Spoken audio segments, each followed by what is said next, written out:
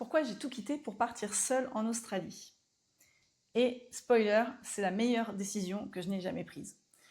Alors, là, pour te dire tout de suite ce qui va se passer dans ce podcast, je vais te parler en premier de ce que j'ai vécu, ensuite de ce que j'ai compris, et ensuite de ce que toi, tu peux faire pour prendre des bonnes décisions pour ta vie.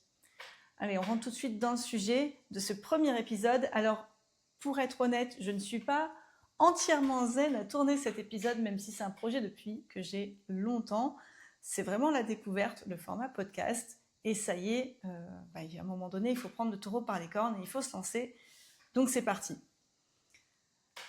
L'idée aujourd'hui, c'est vraiment de te parler un petit peu de mon parcours, que tu comprennes d'où je viens et de te dire, voilà, qu'est-ce qui m'a amené à partir 1 an en Australie alors que j'ai 3 enfants et que forcément, c'est pas forcément le parcours qu'on attend d'une famille, en fait. Quand on a une famille, on se voit plutôt posé à un endroit et pas à parcourir le monde.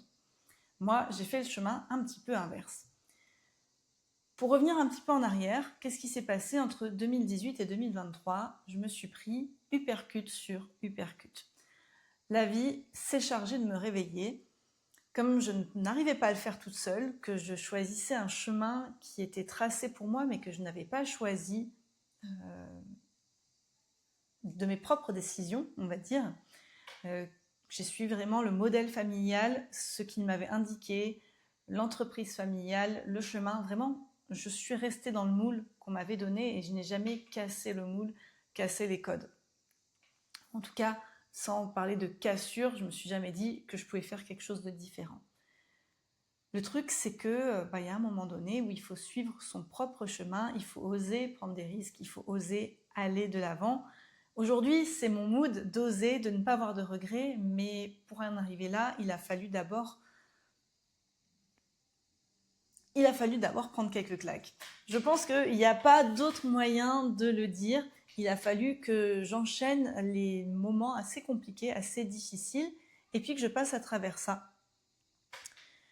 Donc entre 2018 et 2023, il y a eu des moments assez compliqués. Le premier, ça a été une grossesse. Ça a été une 3e grossesse qui n'était pas désirée, avec un enfant qui n'était pas de mon conjoint. Voilà, à dire ça comme ça, c'est assez délicat. Ça parle de sujets de couple, de sujets assez tabous. Je pense que j'y reviendrai dans un autre épisode. Et d'ailleurs, n'hésitez pas à me le dire, à me dire des sujets que vous souhaitez développer. Parce que depuis ce temps-là, j'ai quand même pas mal travaillé sur ces différents points, rencontré aussi beaucoup de monde. Mais en tout cas, 2018, ça a été vraiment l'électrochoc en me disant que je ne me connaissais pas, que je ne connaissais pas mes valeurs. Enfin, en tout cas, j'avais les valeurs qui m'avaient été inculquées, mais j'ai eu toute une remise en question qui est partie de là, de ce moment-là, et qui a fait la femme que je suis aujourd'hui, même si c'est un moment pas très agréable à vivre. Je ne me serais jamais intéressée au cycle, je ne me serais jamais intéressée au fonctionnement des femmes, à tout ça, si je n'avais pas eu cet événement-là. Donc je le remercie aujourd'hui, a posteriori, et 8 ans après, ce qui fait quand même un sacré moment.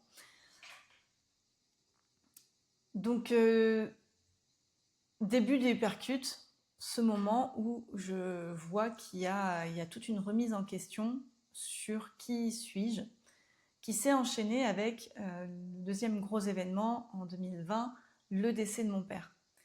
Le décès de mon père, comme toute personne, quand on a un proche qui décède, ça vient travailler, vient remuer. Ce qu'il y a, c'est qu'en plus d'être un proche et d'être un parent, c'était aussi mon patron, c'était aussi mon mentor, c'était lui mon guide dans tous les pans de ma vie, malgré les désaccords qu'on pouvait avoir sur certains endroits.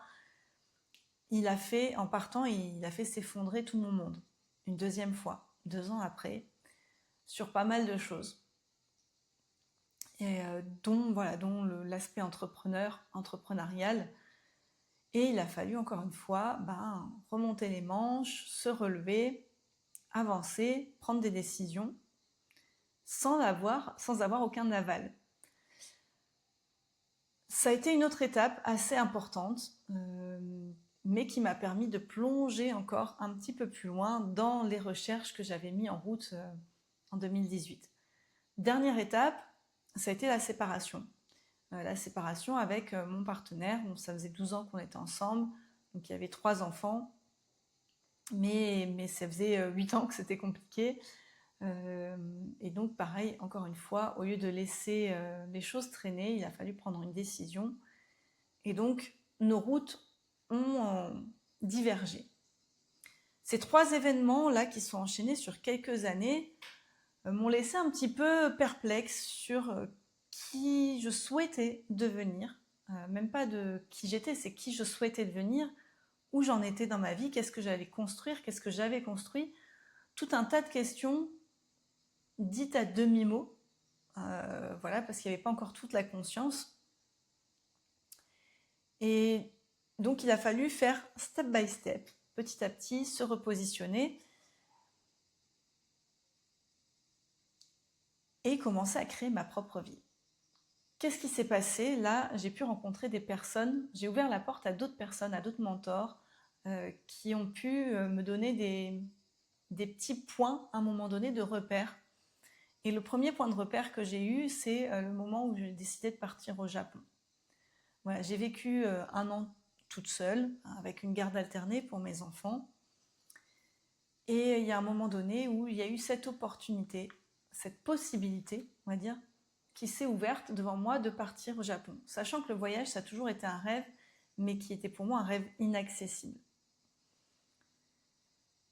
Je me suis, ce coup-ci, engouffrée dans le rêve en disant on ne sait pas ce que ça va donner et je vais pouvoir vivre ma best life de nomade digital, vu que j'étais entourée de ce genre de personnes.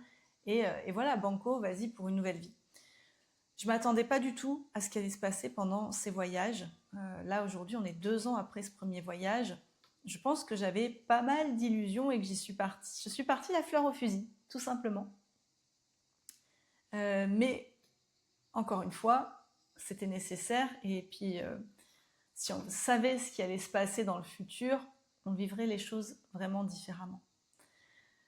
Donc, je suis partie la fleur au fusil au Japon, puis d'autres pays. On a enchaîné une fois seule, une fois avec les enfants en garde alternée. Le Japon, le Maroc, la Sicile, la Roumanie, Bali.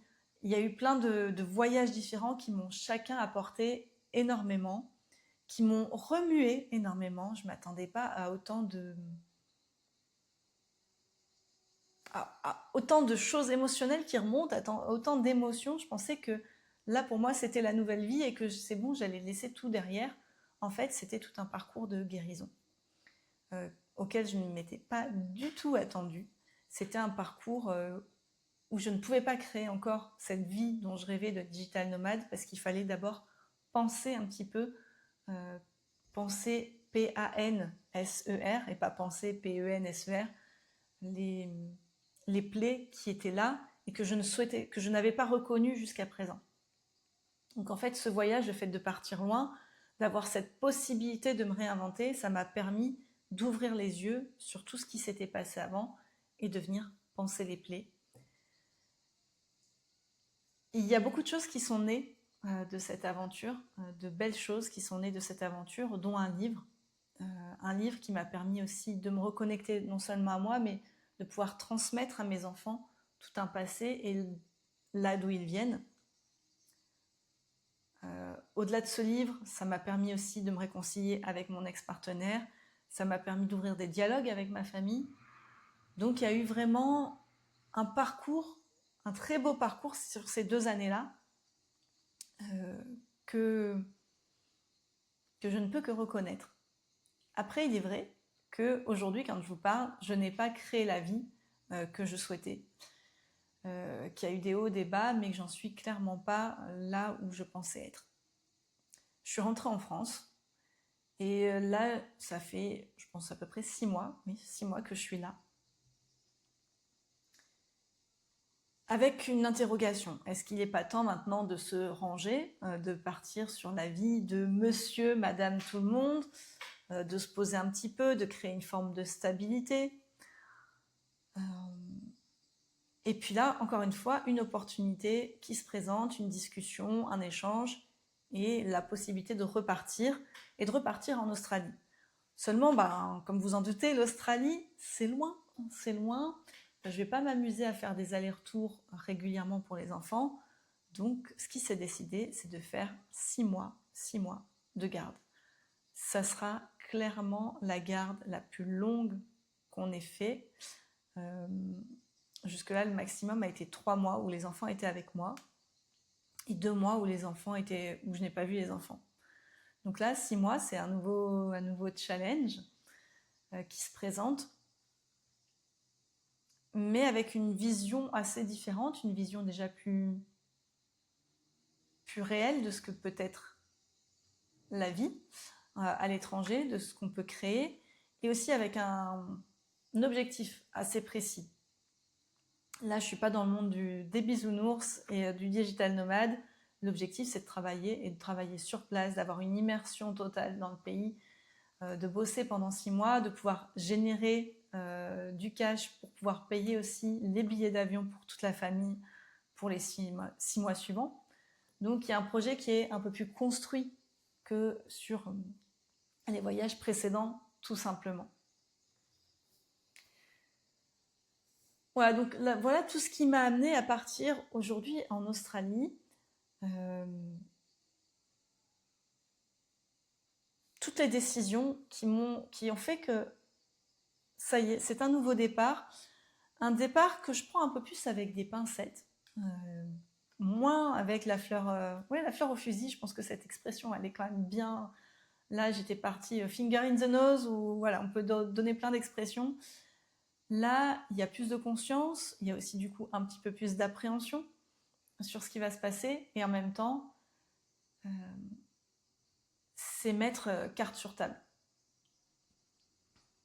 Moi, je suis d'avis, depuis que j'ai commencé à me réinventer et à vraiment poser qui je suis, c'est vraiment d'avoir ce mantra, pas de regret. Pas de regret, parce que là, s'il y a une chance que la vie dont je rêve, elle se réalise, eh bien, je vais la saisir. Qu'est-ce qui va se passer dans le pire des cas? Dans le pire des cas, je rentre et je trouve un boulot. Point barre, en fait. Et de visualiser justement ce qui se passe dans le pire des possibilités, ça fait relativiser, de dire ok, on peut y aller. Par contre, si je fais rien, je suis tout de suite dans le pire des cas. Donc, j'ai même pas la chance, la possibilité de créer quelque chose d'autre. Donc voilà, ça c'est le mood de pourquoi je pars en Australie. Je pars avec un challenge. Dans 6 mois, peut-être qu'on se reverra sur ce podcast et je vous dirai ce qu'il en est. Si ça se trouve, ça sera passé complètement différemment. Est-ce que j'aurai réussi? Est-ce que j'aurai pas réussi? Est-ce qu'il y aura des orientations différentes? Ça, on le verra. J'ai envie de dire début 2027. Donc voilà pour tout ce que j'ai vécu. Et ça me fait faire le lien avec du coup ce que j'ai appris. Moi, j'ai grandi dans une famille où il fallait pas se planter, où il n'y avait pas le droit à l'erreur, il fallait être parfaite. Donc, je me suis toujours appliquée à être parfaite dans les premiers de la classe, à répondre, à être bonne élève, à sourire tout le temps. Voilà, il fallait ce côté perfection, il fallait donner l'image. L'image était hyper, hyper, hyper importante. Et le moment où j'ai quitté l'entreprise familiale, parce que voilà, même dans les choix de l'entreprise, quand on devait faire des choix, il fallait pas se planter. Mais en fait, dans la vraie vie, c'est impossible de jamais se planter. Vous avez bien vu que quand vous avez appris à marcher, quand vous apprenez à vos enfants à marcher, ils tombent un nombre incalculable de fois, et c'est cet apprentissage de tomber parce qu'ils ont mis le pied pas dans le bon angle, qu'ils n'ont pas passé au bon endroit, etc., qui fait qu'ils apprennent à marcher. Et c'est valable dans beaucoup de domaines. Donc en fait, ce que j'ai appris de ces expériences, c'est que même si je ne suis pas arrivée au but que je m'étais fixé, ou pas toujours, il y a certains que j'ai atteints, c'est que j'avais le droit de me planter. Et en fait, j'avais même envie de me planter. À certains moments, je me suis dit, mais en fait, là, si je me plante, ça sera que de mon fait, par ma décision, et j'aurais appris quelque chose. Et ça, on me l'a enlevé pendant 30 années de ma vie. On m'a pas laissé le choix d'être parfaite. Alors, je ne remets pas la faute entièrement sur l'autre.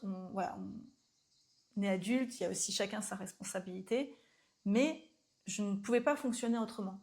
Et là, en fait, le fait de quitter et de prendre ma vie en main, je me suis autorisée à me planter. Alors ça pique, ça fait mal parfois, mais j'apprends de mes erreurs aussi. Il y a certaines erreurs qui coûtent plus que d'autres. Mais se planter, finalement, si vous regardez le mot, quand on plante quelque chose, on crée des racines. On crée des racines de plus en plus profondes. Donc finalement, se planter, si on regarde l'analogie avec une plante une herbe, un arbre qui se plante, et petit à petit, à force de se planter, il va créer des racines. Donc je pense que se planter, ce n'est pas grave, et je pense même plus, je pense que se planter, c'est un devoir que l'on a si on souhaite évoluer. Si on souhaite que notre vie reste plate au point zéro et qu'il n'y ait jamais aucune vague, à ce moment-là, ne vous plantez pas, vivez de manière linéaire, mais quelle est la saveur d'une vie linéaire? Ça, je ne suis pas convaincue que ça soit la meilleure. Donc voilà, ça c'est vraiment la première chose que j'avais envie de partager, c'est plantez-vous, autorisez-vous à vous planter, c'est ce qui va vous permettre de vous relever et d'atteindre vos objectifs et d'aller de plus en plus haut. Les points suivants que j'avais envie de partager, c'est les leviers de transformation. Qu'est-ce qui fait qu'on arrive à transformer une épreuve, qu'on arrive à transformer une façon d'être, qu'on arrive à nous changer d'état d'esprit? Pour moi, il y a 2 gros leviers qui sont là. Ça va être la solitude et l'environnement. Donc 2 leviers qui sont vraiment à l'opposé. Je vais les expliquer. La solitude, c'est pas forcément être toujours seul, mais je pense qu'il y a un moment d'introspection qui va être nécessaire. Et finalement, c'est ce que j'ai vécu dans les voyages et qui m'a permis aussi d'avancer. Ce côté où, quand on est seul face à soi-même, face à ses émotions, et ça peut déclencher des tempêtes émotionnelles intérieures. Donc quand on a ça permet de voir comment on réagit, de voir quel est notre état d'esprit face à nous-mêmes et face au monde. Et donc il faut avoir à ce moment-là aussi la sagesse de pouvoir observer, de pouvoir prendre un petit peu de hauteur là-dessus. Je dirais pas être objectif parce qu'on n'est jamais vraiment objectif. C'est un mot qui pour moi n'a pas de sens. On ne peut pas avoir un point de vue complètement objectif sur le monde. On a toujours une visière par rapport à nous, notre perception des choses, mais on peut quand même prendre un peu de recul. Et quand on est dans cette tempête, dans ce cyclone émotionnel, même pour certains, quand on est seul, on va vraiment aller toucher le cœur de qui on est. On va aller toucher pas mal de choses intérieures qu'on ne s'est pas autorisé à laisser remonter pendant longtemps dans l'environnement dans lequel on était ou quand on était avec du monde. Donc ces temps d'introspection, ils sont pour moi nécessaires pour aller chercher dans ses tripes. Et ça, c'est un point vraiment, tant que vous n'avez pas vu ce que vous avez dans vos tripes, vous ne pouvez pas avancer et savoir entièrement de quoi vous êtes capable. Et cette solitude, j'ai envie de dire, on peut la vivre, mais sans être complètement seul. Et je vais vous donner un exemple. C'est que moi, j'étais seule partout où j'étais, en tout cas les moments où je n'étais pas avec les enfants, mais même avoir les enfants, c'est encore différent que d'avoir un adulte à côté de soi. Mais par contre, pendant tous les premiers mois, je pense les 6-7 premiers mois de voyage, je faisais encore partie de All In. Donc je faisais partie d'un groupe d'entrepreneurs. Donc on parlait entrepreneuriat forcément, mais on partageait aussi nos moments de vie. Il y a des affinités qui se sont créées, il y a des rencontres qui se sont faites. Et du coup, j'avais aussi ces points réguliers avec des personnes qui étaient dans les mêmes vibrations que moi, qui étaient dans la même vibe, si on peut dire, qui avaient des objectifs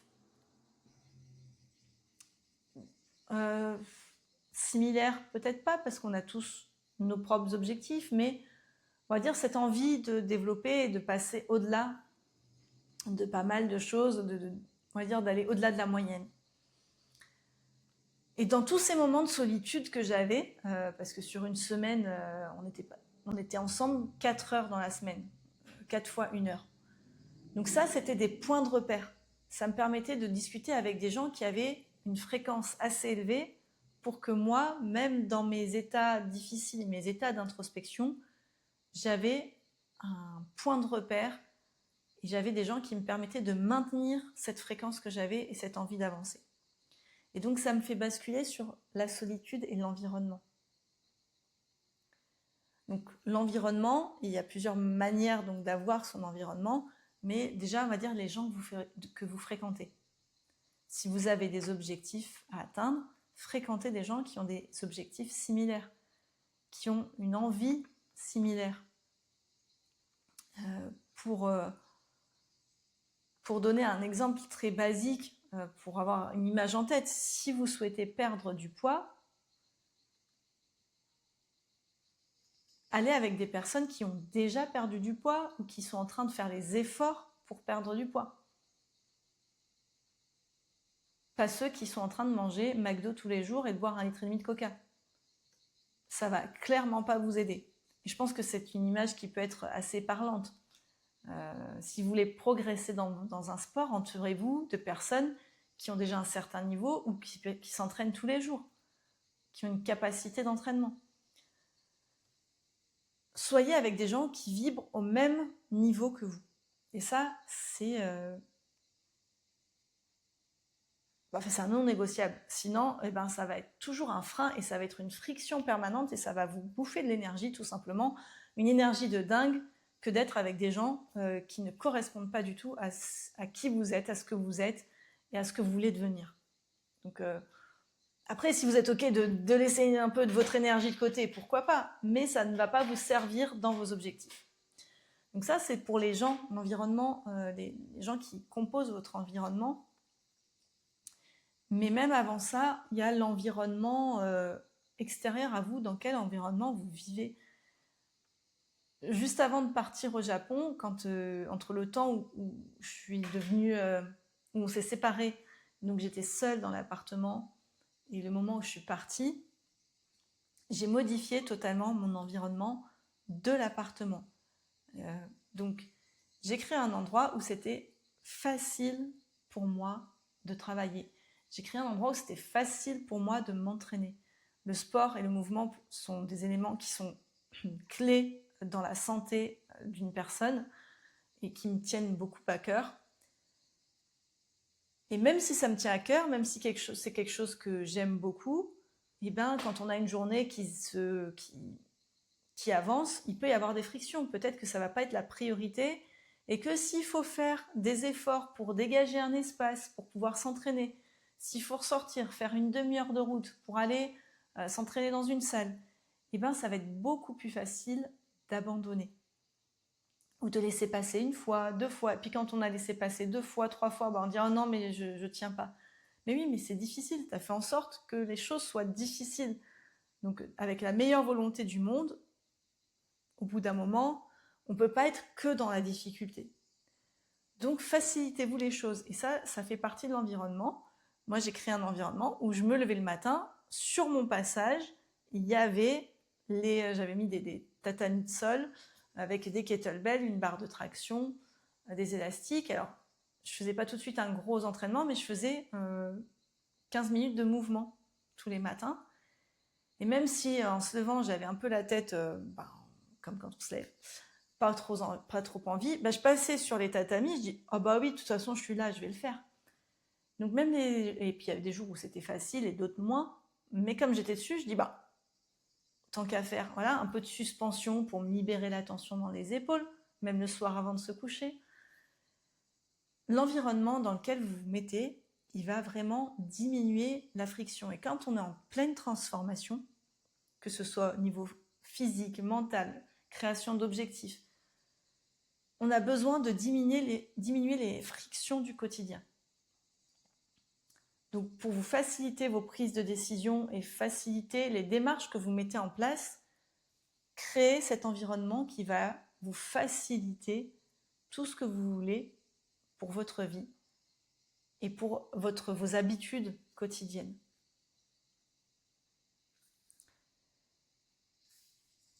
il y avait un troisième point que je voulais partager sur ce que j'ai appris pendant cette période-là, c'est le pouvoir des mots.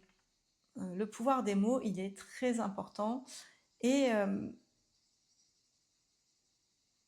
notamment vraiment de poser des mots sur nos pensées. Souvent, on a plein de choses qui nous passent par la tête.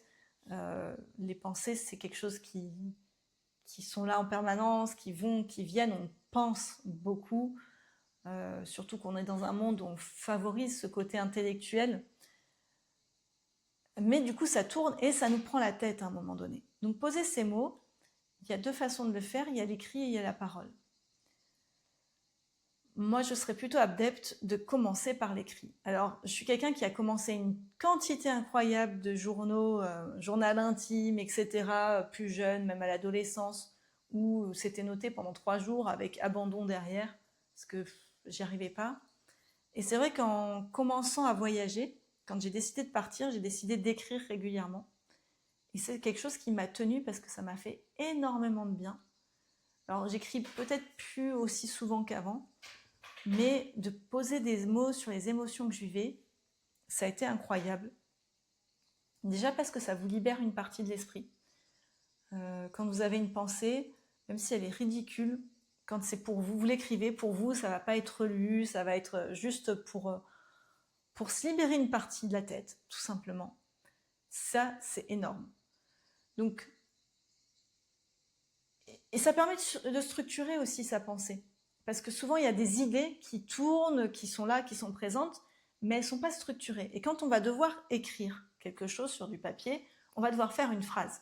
Une phrase qui commence par une majuscule, qui finit par un point et qui a du sens. Je pense qu'on l'a tous entendu de nombreuses fois. Mais en tout cas, il va falloir construire une phrase. Et donc, pour construire une phrase, il va falloir, et poser cette pensée dans la phrase, il va falloir construire sa pensée. Et du coup, ça va éliminer pas mal de petites fioritures qu'il y a tout autour de ces pensées et qui tournent en boucle sans vraiment pouvoir mettre des mots dessus. On va se concentrer et on va mettre ça en forme et ça va nous libérer une partie de notre esprit. Ça va permettre de voir, de mettre en forme tout ce à quoi on pense et c'est un gain énorme dans notre tranquillité d'esprit. Tout simplement, la tranquillité d'esprit, ça c'est un truc, il y en a besoin. Il y en a besoin et puis ça permet aussi de relativiser. Quand on voit les choses écrites sur le papier, qu'elles sont plus dans notre tête et qu'on regarde le papier, que c'est écrit là et on se dit « Ah oui, ok. Bon, en fait, c'est idiot comme pensée. Bon, du coup, je peux laisser tomber, ça va pas marcher. » Ou au contraire, « Ah ouais, mais ça, c'est du feu de Dieu. Ça, c'est génial, ça, je le garde. » Et donc, ça permet, une fois qu'on voit écrit, ça permet d'organiser la suite. Donc, il y a plein de façons de voir les choses, mais en tout cas, l'écriture est un outil assez incroyable pour moi. Dans un deuxième temps, il y a la parole. Mais pour moi, la parole, elle vient vraiment quand même après l'écriture, parce que pour pouvoir parler, pareil, si on parle sans avoir structuré, on peut envoyer à l'autre des images qui ne sont pas claires, et on peut envoyer un discours qui va être plus ou moins bien pris. Donc si on a pris le temps de structurer un petit peu sa pensée, d'écrire, de se connaître, de savoir ce temps d'introspection, la parole, quand elle va sortir, elle va être beaucoup plus fluide. Et ça va être quand même mieux pour pouvoir communiquer tout simplement. Donc, l'écriture, la parole. Ça, des points vraiment importants. Je pense que l'écriture, j'y reviendrai sur un podcast aussi parce que là, je vous parle d'une sorte d'écriture. Après, il y a plein d'autres manières d'écrire. On peut faire le journal intime, on peut correspondre avec quelqu'un, on peut écrire son histoire, on peut écrire un scénario, on peut inventer des histoires qui permettent de mettre en mots nos idées. Il y a plein de façons d'écrire qui sont faites soit pour soi, soit pour l'autre. Et ça pourrait développer carrément dans un autre sujet. Mais là, ça va durer trop longtemps si j'en parle ici. Donc, on va laisser. Là, je vous donne déjà un truc que j'ai appris. C'est vraiment à me poser sur l'écriture, à ne pas me juger sur mon orthographe quand j'écris. Parce que quand j'écris pour moi, sur mon cahier, j'ai essayé de me relire. Des fois, je me dis « Ouh là là là là, mon orthographe !» Mais en fait, on s'en fout. c'est pas le problème. Là, l'idée, c'est de poser les mots. Quand on écrit pour quelqu'un d'autre pour être lu, oui, effectivement, on va retravailler, on va être plus attentif à l'orthographe. Mais quand c'est pour soi, on n'est pas là pour faire quelque chose de parfait. On est là pour pouvoir avancer dans notre vie. Donc, pour moi, l'écriture est vraiment un outil de guérison. Là, je vais en parler par rapport à tout ce que je vous ai dit. Vraiment, ce côté introspection, guérison. Et elle va en parallèle avec le temps. C'est quelque chose qu'on ne peut pas négliger. On a beau faire des thérapies, on a beau aller voir un tel, et se dire non, c'est bon, j'ai réglé le problème. Il y a un truc qui est non compact, c'est le temps. Alors même si je fais partie des gens qui pensent que le temps n'est pas linéaire, et pareil, un sujet qui peut être développé, le temps, il va être nécessaire pour pouvoir avancer dans sa vie. Après, suivant les compréhensions qu'on a, il peut être extensible ou pas. Mais il va falloir se laisser aussi des phases de haut, de bas, d'avancée. Et ce temps qu'il faut s'accorder, c'est important qu'il ne soit pas passif. Parce que souvent on se dit oui, mais laisse du temps au temps, tu prends ton temps, etc. Oui. Mais le temps, si on s'assoit dans un fauteuil et qu'on attend plusieurs jours ou qu'on attend dans une maison, ça ne va pas nous guérir, ça ne va pas faire avancer si on ne fait rien. Le temps, il doit être actif. Vous devez mettre des choses en place, vous devez bouger, vous devez créer des projets. Et en fait, c'est en étant actif dans la temporalité que vous allez pouvoir guérir, avancer dans votre vie, passer à autre chose, même dans votre manière d'être, dans votre manière de penser. Donc si je résume, finalement, dans tout ce que j'ai appris, je vous ai donné plusieurs leviers qui pour moi ont été très intéressants. Donc c'est le droit de se planter et le devoir de se planter. La solitude, l'environnement, des facteurs qui sont indispensables pour pouvoir avancer et pour pouvoir avancer sans traîner trop de casseroles avec soi. Et toujours dans le fait d'avancer en se libérant petit à petit de ces casseroles, il y a un outil qui est très important, l'écriture, et d'accepter que le temps joue avec nous. Voilà ce que je voulais vous partager déjà, donc sur ce que j'ai vécu, sur ce que j'ai appris. Et la dernière chose que je voulais laisser, c'est ce que vous pouvez faire. Je vais vraiment, sur tous ces épisodes de podcast que je vais partager, il y aura toujours quelque chose que je vais vous laisser, que vous pouvez mettre en place dans votre quotidien. Parce que l'idée, effectivement, c'est de me baser sur ce que moi j'ai vécu, sur ce que moi j'ai appris, de travers mes différents parcours, mes formations et mon histoire de vie. Mais parler de soi juste pour parler de soi, je vois pas d'intérêt. Par contre, on peut utiliser l'expérience de quelqu'un pour pouvoir avancer dans sa propre vie. Moi, c'est ce qui m'a énormément aidé, c'est de suivre des personnes qui ont vécu des choses. Et ça m'a fait des déclics qui m'ont fait avancer. Donc, c'est ce que je souhaite partager à mon tour ici. Donc, je vous laisse aujourd'hui avec un petit exercice. J'ai envie de vous demander de quoi vous avez peur. Et alors, dans cet exercice, je vais vous inviter à travailler et avec votre imagination et à écrire, vraiment. On a tous peur à un moment donné de quelque chose et souvent on a des décisions à prendre. À n'importe quel moment de votre vie, peut-être que là, la décision, c'est d'aller demander à quelqu'un de vivre avec vous, ou au contraire, ça va être de se séparer, ça va être de partir, ça va être de prendre tel job, ça va être de quitter tel job.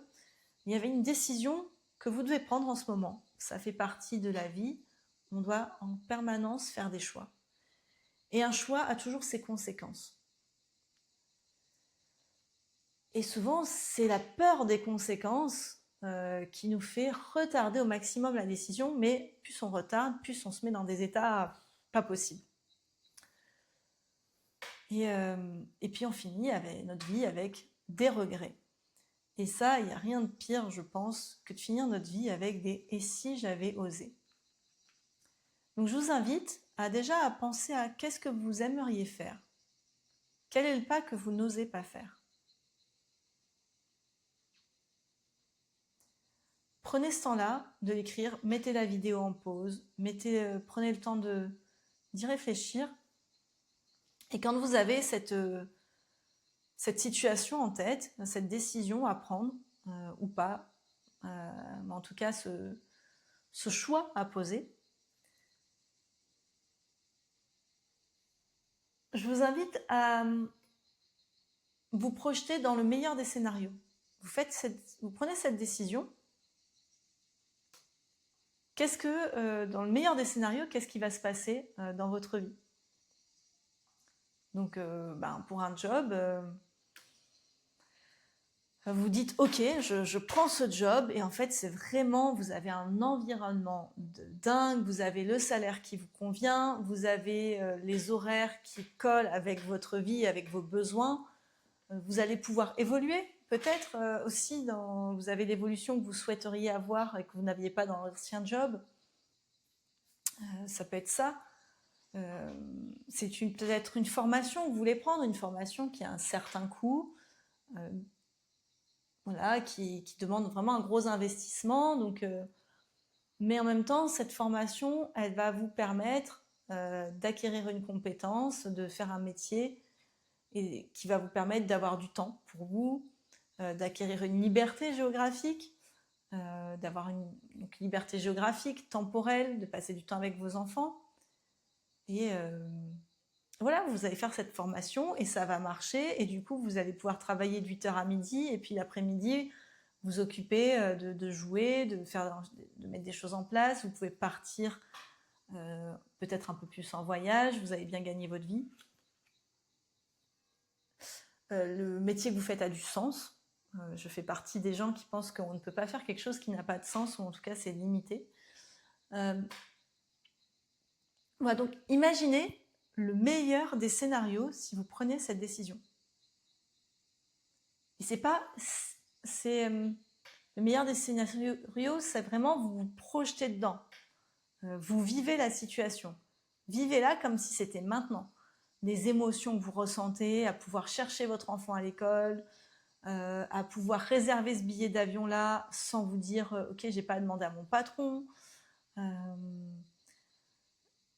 vivre avec cette personne, vous osiez pas, mais en fait ça se passe super bien avec cette personne-là et vous êtes heureux comme tout. Vraiment vivez ce meilleur scénario avec le maximum de détails possible et toutes les émotions que vous allez pouvoir avoir à ce moment-là. Maintenant que vous avez votre meilleur scénario, n'hésitez pas à le noter, à écrire ce que vous ressentez. Quand vous avez posé ce scénario-là, vous l'avez écrit, que vous l'avez ressenti, je vais vous inviter à vivre maintenant à l'inverse, le pire des scénarios. Vous prenez la même décision. La décision ne change pas, mais ça ne se passe absolument pas dans le meilleur des cas. Voilà, la formation que vous avez faite, elle ne vous fait pas changer de vie. Au contraire, vous avez mis une somme incroyable dans cette formation, mais il n'y a rien qui change dans votre vie. Du coup, vous n'avez plus de réserve, mais du coup, allez pousser vraiment le scénario dans le pire des cas. Du coup, il va falloir retrouver un emploi parce qu'en fait, vous aviez quitté votre emploi.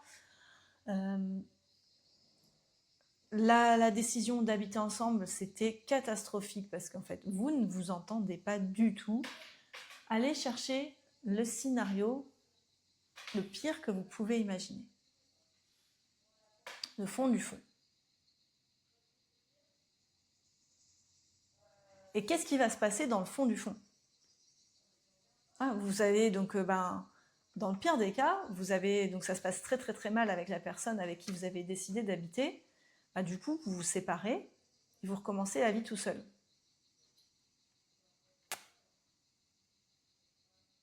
Est-ce que c'est si terrible que ça?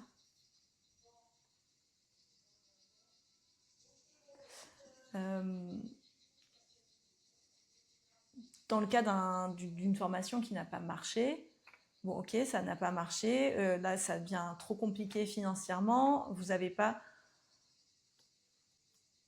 de quoi vivre et puis vous n'avez pas votre liberté temporelle, géographique, ben vous allez chercher un emploi. Voilà, parce qu'il faut trouver une solution à un moment donné. On reste pas. Donc vous allez reprendre un boulot qui vous paie pas particulièrement, mais vous allez reprendre un boulot. Donc vous allez pouvoir remettre de l'argent de côté à un moment donné et puis refaire peut-être d'autres essais ou recréer une vie.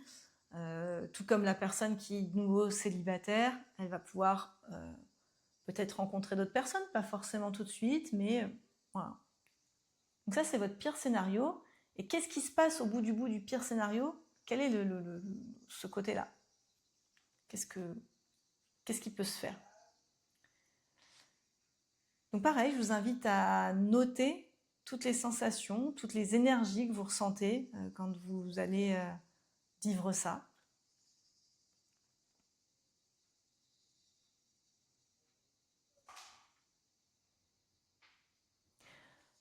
À réaliser également que dans le pire des scénarios, peut-être que finalement vous retournez tout simplement au point de départ. Et je vais vous reprendre moi mon exemple. Je pars en Australie, j'ai pris un pari, c'est qu'en 6 mois, il faut que je gagne assez d'argent pour amener mes enfants là-bas, pour pouvoir faire 6 mois avec eux. Ça, c'est le meilleur des scénarios. Et là, on fait un road trip. Il faudra qu'on fasse une pause, on va faire un mois en Asie, et puis on revient en Australie par rapport à leur visa. On va passer un temps dans une ferme de kangourous. J'ai mon meilleur scénario, il est top. Le pire scénario, c'est qu'en 6 mois, j'ai clairement pas gagné assez d'argent. Donc le rêve, il s'arrête. Le rêve, il s'arrête. Il va falloir que je rentre la queue entre les jambes. Et le retour, il va falloir que je trouve un job. Et pour moi, mon pire scénario, ça va être ça. Et ça me ferait vraiment... Ça m'enquiquinerait vraiment, pour rester très poli. De devoir retourner dans un job. Et est-ce que c'est si terrible que ça? Je me dis, au moins j'aurais essayé. Parce que la troisième chose que je vais vous demander, c'est maintenant si vous ne faites rien, si vous ne prenez pas cette décision, qu'est-ce qui se passe? Vous en restez là où vous êtes. Il n'y a rien qui va changer. Peut-être même que ça va se dégrader. Et vous allez être dans des regrets. Vous êtes juste dans les regrets de ne pas avoir essayé. Et dans certains cas, suivant certaines décisions, peut-être que si vous n'avez pas pris la possibilité de changer de formation, de prendre une formation et du coup de changer votre vie, le boulot où vous êtes, si ça se trouve, dans 2 mois, ça va pas et ils vont vous licencier. Et du coup, là, vous n'aurez même plus la possibilité de faire une formation pour X, Y raison.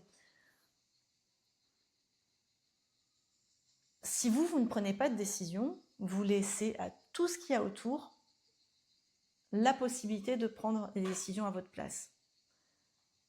Et vous n'êtes plus du tout maître de ce que vous souhaitez faire dans votre vie. L'idée de ces 3 scénarios-là, donc la dernière partie, c'est je ne fais rien. Il n'y a aucune action et donc je subis. L'idée de vous partager tout ça, c'est de dire prenez des décisions. Qu'elles soient bonnes ou qu'elles soient mauvaises, on revient sur ce que j'ai dit tout à l'heure. Au pire, vous vous plantez et vous aurez une manière de rebondir qui sera peut-être pas celle que vous aviez prévue, mais ça va vous donner aussi des forces pour pouvoir aller de l'avant et vous découvrir d'autres capacités et voir qu'il y avait peut-être un scénario derrière qui sera encore plus intéressant que le premier auquel vous avez pensé. Donc, prenez des décisions, osez vous lancer, n'ayez pas de regrets. Et quand vous avez une décision qui vous fait peur, faites ce petit exercice. La meilleure situation, la pire des situations, et je ne fais rien. Et la plupart du temps, prenez cette décision qui vous fait peur. Ça vous apportera forcément quelque chose. Voilà, donc merci d'avoir été là sur ce premier épisode de podcast. J'espère que ça vous a plu. N'hésitez pas à commenter, à me laisser un petit mot, à me dire si vous souhaitez continuer, s'il y a des sujets que vous souhaitez que j'aborde. Et surtout, abonnez-vous à la chaîne. Comme ça, vous recevrez les prochains sujets de podcast, les prochaines vidéos qui vont sortir. Je vous dis à très vite.